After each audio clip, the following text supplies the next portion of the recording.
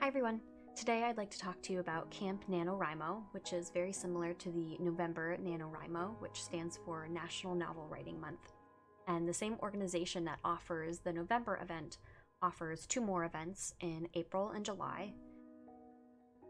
Camp NaNoWriMo is a little bit different than the event in November because you are not required to write 50,000 words. You're not required to write a whole novel by the end of April or by the end of July. Instead, it's a time to celebrate writing in general and any creative writing project that you'd like to work on. So I have the Camp NaNoWriMo up on the screen, and according to them, it's a time where you can set your own creative writing goal and work on any creative writing project. And you can either do it with your friends, you can find a community on the website that you'd like to join. When I do it, I just kind of use the resources that are available on the forums and kind of go from there. So let me show you the forums that I'm talking about. So assuming you've made an account, mine is up here, you can see my picture. You have access to all the resources on the NaNoWriMo website and all of the authors that they get on board to kind of help out with this event. And I really like the forums because not only do you get information from professional writers and published writers, but you also get information from the moderators and from other users. So I opened up one of my favorite forums to use, which is story development. So you can see that right up here where my mouse is. And if you click on that, you can scroll through all of these other forums to use. So like I said, I like story development because in a month, you need to develop a story, whether it's a novel or a short story or a poem, whatever you're working on. So I find the most useful information here. So you can see adopt a plot, adopt an opening line, adopt a name, adopt a title. So if you clicked on any of these are suggestions left by other people to kind of help you get started. And with any kind of creative project, anything can change. The title of your story can change, your characters' names can change, the story of your world can change. So these are really, I like to think of them as ways to get you started. Sometimes it can be tough to look at a blank screen and know where to start. Sometimes you get caught up on, well, I can't start writing my story until my character has a name. And then before you know it, an hour or some amount of time has passed and you haven't even jumped into the story. So some people know that creative writing is a hobby of mine, and I don't talk about it that much because it's one of those sacred things that you like to kind of keep close to you, or at least maybe some people, that's how I am. And I've never really talked about the techniques that I use for my own writing. So to help get you started, I want to share with you the very first steps that I take whenever I'm starting a new project. And as I said earlier, Camp NaNoWriMo can be any creative writing project. It doesn't have to be a novel.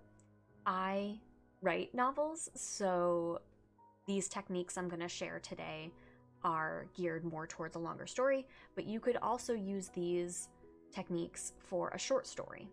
Whenever I start off a new project, I like to write a whole summary of whatever I know about my project.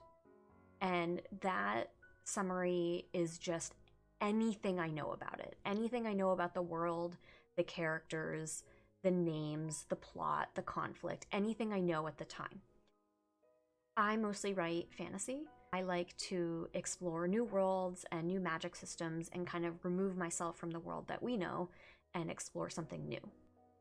So my summary that you can see projected on this screen, the first paragraph, this is where I summarize my first thoughts of a story, or the very first thought that I have of it, that little inkling of a story. And I start fleshing out what I currently know. Where does the story take place? If it's fantasy, what does this place look like? Is it held in a desert? Is it a city? Is it in a forest? And what kind of government is there? Most, if not all, stories will have some type of governing authority. What does that look like? Are you making up your own? Are you combining different forms of government? How many citizens live in your story and in your city? And the next paragraph, I'll probably start on my main character. And again, there's no order to this I said, it's just a summary, and you're just kind of throwing out all these ideas that you have so that it's on paper and it's no longer in your head.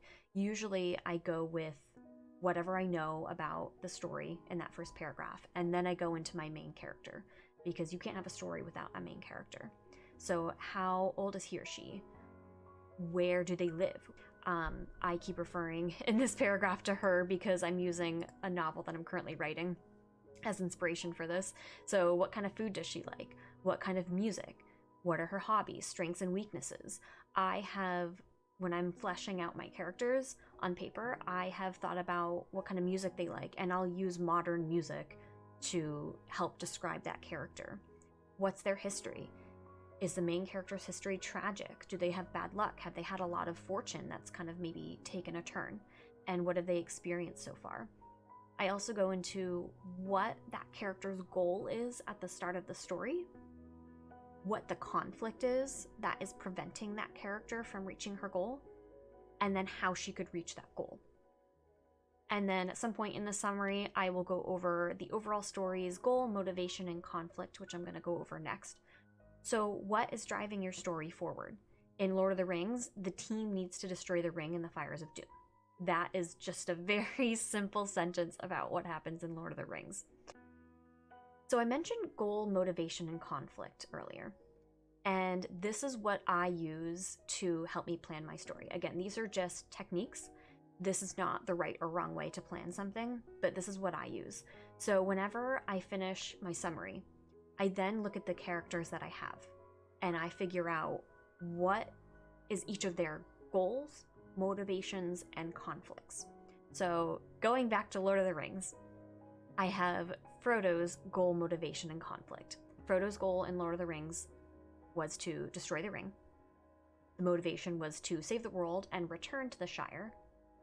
The conflict is that Sauron's army is out to get the ring.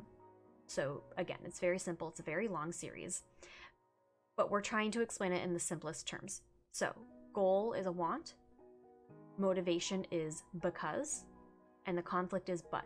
That is in any movie, any story, any short story, any novel that you read. There's always a goal, and what drives the story forward is that conflict. Because if every character reached their goal on the first page, you wouldn't have a story. From here, once I figure out my main character's goal, motivation, and conflict, I figure out how all of these goals fit into the overall story's plot. How do they help drive the story forward? So once I've summarized my story idea, I've gone into goal, motivation, and conflict, I start outlining. Some people like to write and see where the story goes. They don't really have too much of a strict vision or outline about what's going to happen. They just write as they go, and the events that follow are just what happen. And then there are people who are plotters, who outline the entire story. Some people do it chapter by chapter. Some people do it scene by scene, so each chapter might have a couple of scenes. I am definitely a plotter. I have chapter 1, and then I start making a bullet list of the events that happen. Sometimes they're in order, sometimes they're not. Sometimes these bullet points are just outlining a scene that I have within a chapter. I don't necessarily know how the chapter is going to begin or how it's going to end, but I have some kind of idea about who's going to show up in this chapter, and I need to get that information down. So using my current work in progress, you can see starts with main character entering the city, hidden in a basket in a carriage. So it's very straightforward. It's very simple. You can keep adding in as you go. Sometimes when I outline chapters, they might have 1 or 2 bullet points. So after I have summarized my story, and once I figured out my goal, motivation, and conflict for my important characters, and after I have outlined most, if not all of the story, I use this 1-page novel scene spreadsheet to give me an idea about what happens. So this to me is kind of the bones of a novel. When you go to the library and you pick up a book off the shelf, for me, this is the bones of it.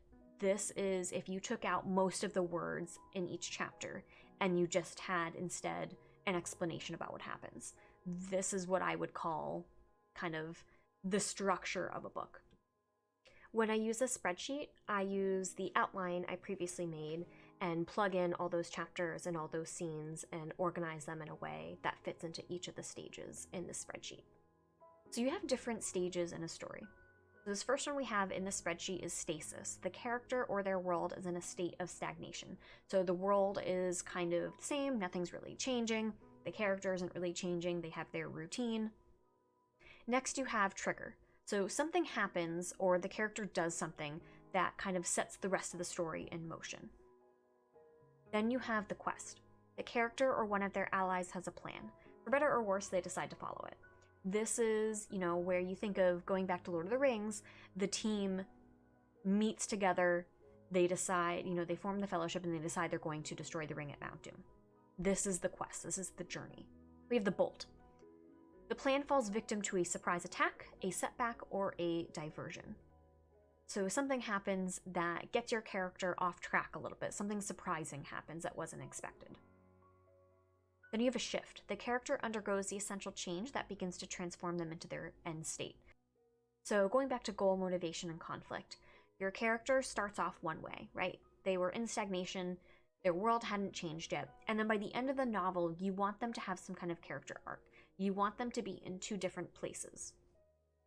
Defeat. The jaws of defeat. All hope is lost and allies fall and the quest now seems impossible. This is usually where you see in movies or in books when one character kind of goes off and they give up. Eventually, they come back. The next section we have is power. The character finds a power within themselves to change and complete the quest. Like I said, they usually walk off and then they come back. And the end, the resolution, the character has reached their new state, which is the opposite of their stasis state. So whenever I start a new story, I just go up to File, make a copy, and I make a new spreadsheet of this document and fill in all the blanks all over again. I hope you've enjoyed learning about some of the techniques I use when I start a new story. Going back to Camp NaNoWriMo, this month is all about creative writing. It can be any project, it can be something you've started in the past, it could be something new that maybe you've wanted to start writing. It could be that you're revising something, it could be a poem, it could be a short story, it could be a song. It doesn't have to be a novel, it doesn't have to be really long.